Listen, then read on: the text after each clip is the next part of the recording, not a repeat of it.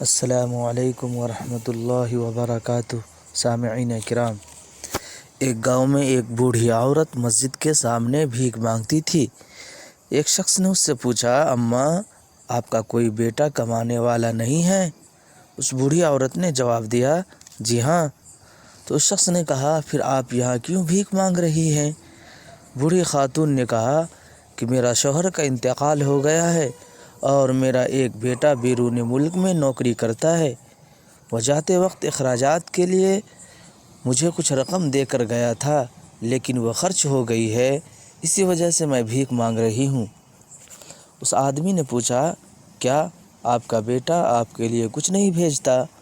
بوڑھی عورت نے جواب دیا کہ میرا بیٹا ہر ماہ رنگ برنگ کا کاغذ بھیجتا ہے، جسے میں گھر میں دیوار پر چپکا کر رکھتی ہوں۔ وہ آدمی اس کے گھر گیا تو دیکھا دیوار پر بینک کے 60 چیک چسپاں کیے گئے ہیں اور ہر چیک 50,000 روپے کا ہے۔ جو وہ بوڑھی عورت تعلیم یافتہ نہ ہونے کی وجہ سے وہ نہیں جانتی تھی کہ اس کے پاس کتنی دولت ہے۔ وہ آدمی جب اسے ڈرافٹ یعنی چیک کی اہمیت سمجھا دی تو عورت بہت خوش اور حیران بھی ہوئی کہ دولت ہوتے ہوئے بھی وہ بھیک مانگ رہی تھی۔ آج ہماری حالت بھی اس بوڑھی عورت کی طرح ہے جو جہالت کی وجہ سے دوسروں سے لو لگائی ہوئی تھی۔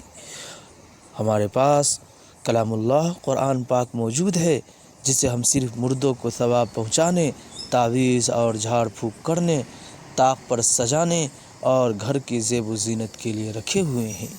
ہمارے پاس بہت بڑا خزانہ موجود ہے، لیکن ہم اپنی جہالت، نادانی اور دنیا کے زرق و برق میں مشغول ہو کر اس میں چھپے ہوئے انعامات و خزائن سے محروم ہیں۔ اللہ پاک ہم سب کو قرآن پاک کی عظمت و شوکت، اس کی تفاسیر و معانی، مفاہیم و مطالب کو سمجھنے کی توفیق دے اور اس کو ہمارے لیے حرز جاں بنائے۔